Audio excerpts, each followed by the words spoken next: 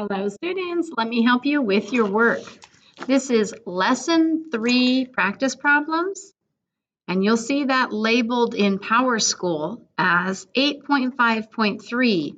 That means 8th grade math, unit 5, lesson 3. And in Google Classroom, you'll see lesson 3 practice problems. Okay, let's get to work. It says, here is an equation that represents a function. Select all the different equations that describe the same function. And in your computer, you've got all those different equations right here. Well, I'm going to help you out. I'm going to tell you which ones are the same function and how they got it. Okay, so we're starting with our original equation. I'm going to write that at the top of my page a little bit bigger because we're going to use that again and again. 72x plus 12y equals 60. That's the same equation that they gave me in the problem statement. Now, I have to see which one of these equations it equals. Which one of these are equivalent equations? Okay, look at the first one for A. 120y plus 720x equals 600. Well, these are equivalent. It represents the same function. Let me show you how I can prove it to you. I'm going to multiply everything by 10. So 72x plus 12y equals 60. Now I'm going to multiply the whole thing by 10. And when I do, I multiply 10 by every term. And I get 720x plus 120y equals 600. Now, take a look again. Y is given before the x term. All I have to do is switch the order of these, and because it's addition, 720x plus 120y, I can move them around any way I want, whichever one comes first. So 120y plus 720x is equivalent, and that still equals 600. So you can see how I get the same function as A. I want you to pause the video, start from the original equation that they gave you, and perform these moves until you get the equation A. Okay, let's keep going. Now let's look at B.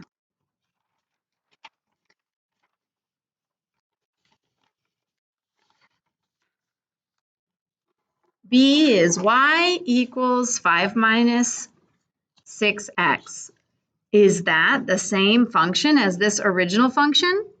Well, yes, it is. Let me show you how they got that. I'm going to write the original function again, always starting from the original function, 72x plus 12y equals 60. And you might have noticed right off the bat that all of the coefficients and the constant terms, they are all divisible by 12. So what I'm going to do is divide the entire equation by 12, and that's going to give me equation B. Well, almost. Watch and see. So when I divide the whole thing by 12, it's the same as dividing each term by 12, like that. 72 divided by 12 is 6. So 6x. 12 divided by 12 is 1. That's 1y. I'll just write y. And 60 divided by 12 is 6. Wait a minute. That's not 6.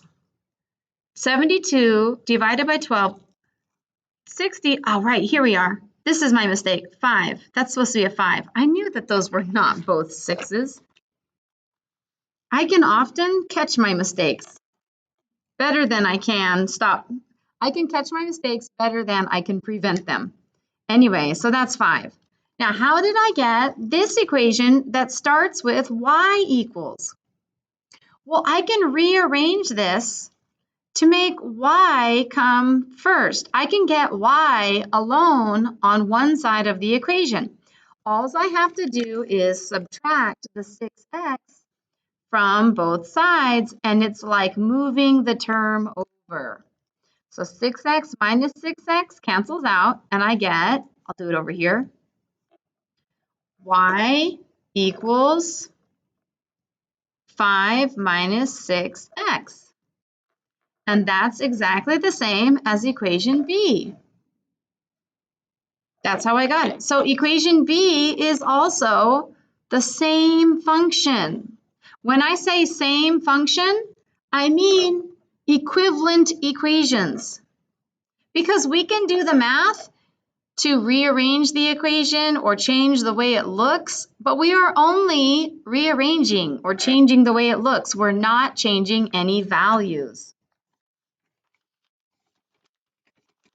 I hope that you become really good at math and you can rearrange equations any way you need to so that the equations help you with mathematical modeling or predicting or whatever you're using equations for. Okay, let's look at C. Now, how did they go from the original equation to C? Is that even the same equation? Well, I noticed that the constant term went from 60 to 10, so it's been divided by 6. And the y term went from 12y to 2y, so it's been divided by 6. And the x term went from 72x to 12x, so they've all been divided by 6. I figured it out. So we started with 72x plus 12y equals 60. That's the original equation that they gave us. And then divide each term by 6, and we'll get 12x plus 2y equals 10. But the equation on the paper, equation C, it starts with 2y. No problem. I can trade places with these because that's on the same side of the equal sign. I can just exchange their locations. 2y plus 12x is the same as 12x plus 2y, and that equals 10. So now that's the same as equation C. Equations A, B, and C are equivalent with our starting equation. Now that you've done the first 3, it goes a lot faster. You can look at D and know that that's similar to B, but look at the sign. We went from a negative 6x to a positive 6x. So that is not equivalent. See, this equivalent equation has a negative 6x, but this has a positive 6x. So how can y equal 5 minus 6x and that be the same as y equals 5 plus 6x? That's not the same. So I know that is not equivalent. What about E? Okay, well, actually it's a little easier because we've already verified the first 3 and we can build off of those. We don't have to start at the original equation anymore. And I noticed that E is the same as B if I solve for x. Let me show you. Take equation B, y equals 5 minus 6x. Notice that E starts with x. It has x equals. So let's solve for x. And what I mean is isolate the x. I want to get x all alone to show that these are equivalent. So I'll have y minus 5, By the way, I better show what I'm doing. I'm going to subtract this 5 from both sides so that I move the 5 over to the other side of the equation. So that's how I get y minus 5 equals negative 6x. Now I'm going to divide both sides of the equation by negative 6 because I want to cancel out this negative 6. When I divide the left side by negative 6, it is the same as y divided by negative 6 minus 5 divided by negative 6. What I'm trying to show you is that this negative 6 term gets applied to both terms above it. When I divide by negative 6, I'm dividing the y by negative 6, and I'm dividing the 5 by negative 6. Anyway, let me keep going. And on the right-hand side of the equation, I have negative 6 divided by negative 6, and that equals 1. So finally, I get, here's my new equation, negative y divided by 6. I just moved the negative sign to the top, and that's okay. Negative y divided by 6. Now here I'm subtracting a negative number. Because of the negative sign in the denominator, this is a negative number. When you subtract a negative number, it's the same as adding. So I can change the sign to a positive. Then I have plus 5/6 equals x. It still doesn't look the same, but it's very close. Here the x comes first, and here the x comes last. I have a positive 5/6. I have a positive 5/6. I have a negative y over 6. I have a negative y over 6. Now I can rearrange this. I'll move the x to the other side. I'll just flip it around, and I get x equals 5/6 minus y over 6. And that is the same as equation E.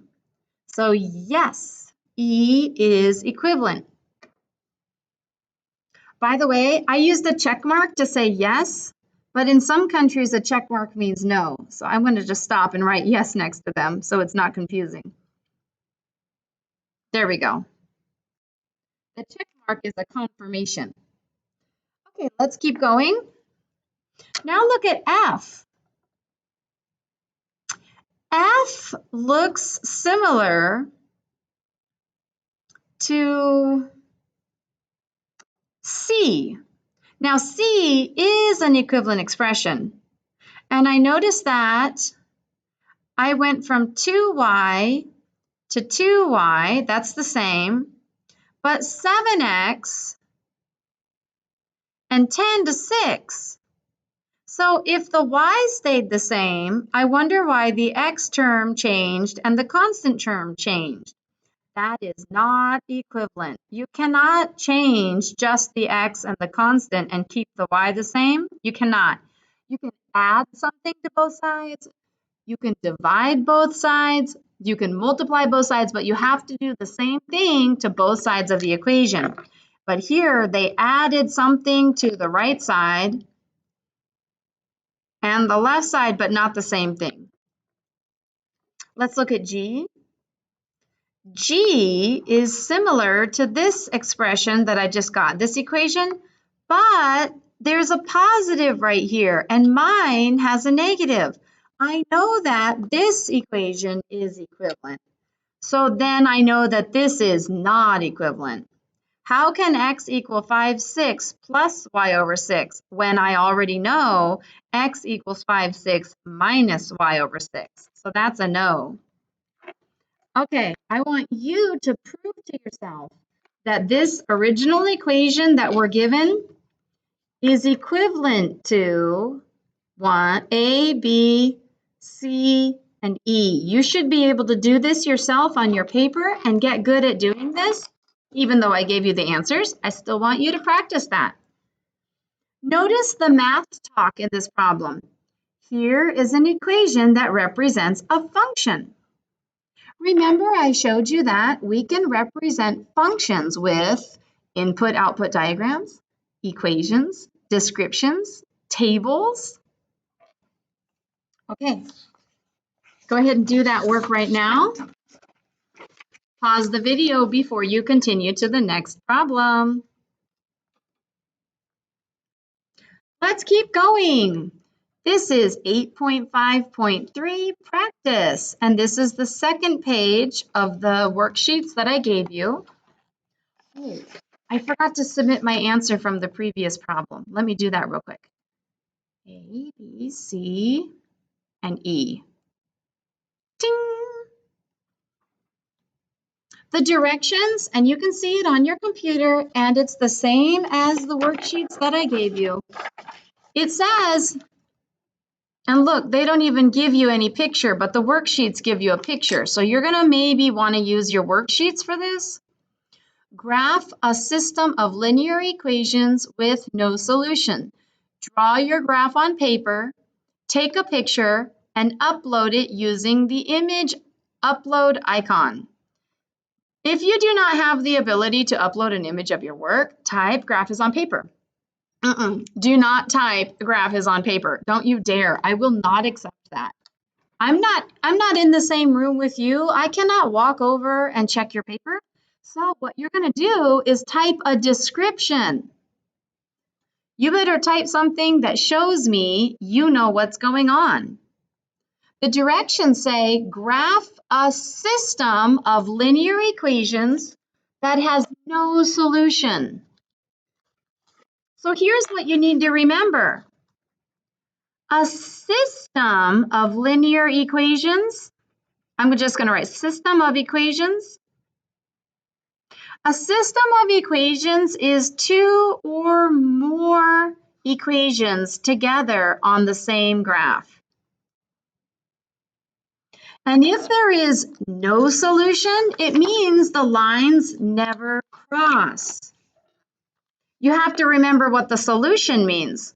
The solution to a system of equation is where the lines cross, because that's where x and y for both equations have the same value. But they said no solution. So we're going to have two lines that never cross each other. They never intersect. Can you imagine what that's going to look like? You think about it while I find my ruler. I just had it. There it is. If we have two lines that never cross, it means they're going to be parallel. I'm going to draw a slope of 1, and you know I'm pretty good at math, so I can just look at this and get a slope of 1.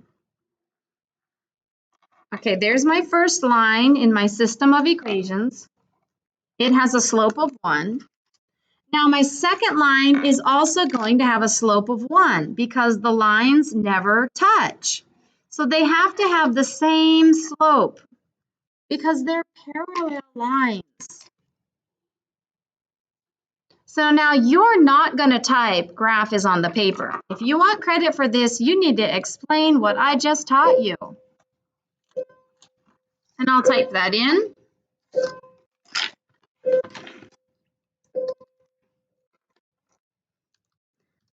A system of equations is two or more equations on a graph. If there is no solution, then the lines never cross, never intersect. So the graph is two lines that are parallel. If you want credit, you better explain something smart. Tell me that the graph has two lines that are parallel. Okay? Don't tell me the graph is on the paper. Or you can draw it on your worksheet And then you click this button here. And right here is an upload picture button, but you have to take the picture in your computer first. First, take a picture with your computer.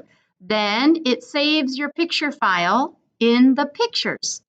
Then you'll click on the upload button and you can choose what picture it is. I'm going to insert a different picture just for fun. There, I chose a different picture. Ding, take notes. So that's how you upload a picture. If you want to, I would love to see your picture. Please upload your picture. If you don't want to, then give me the description of a graph with two parallel lines. Parallel lines never intersect, so there's no solution. Then submit your work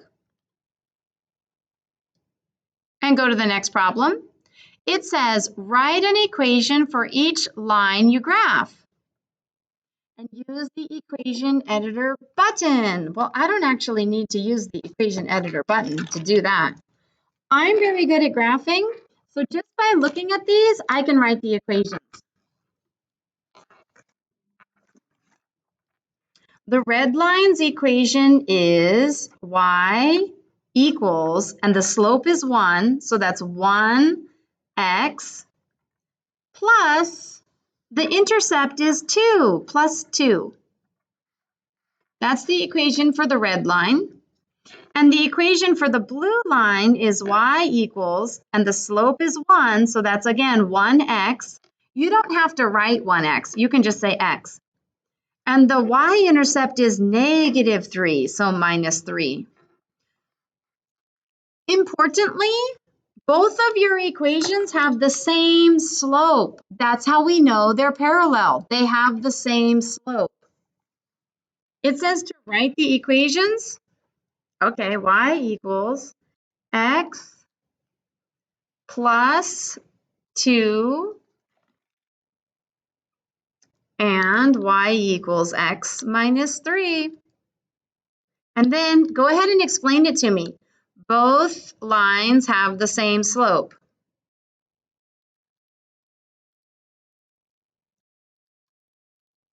Make sure that you answer every problem and tell me what you do know. Don't you dare write on there graph is on the paper, because you know I cannot walk over and look at your paper.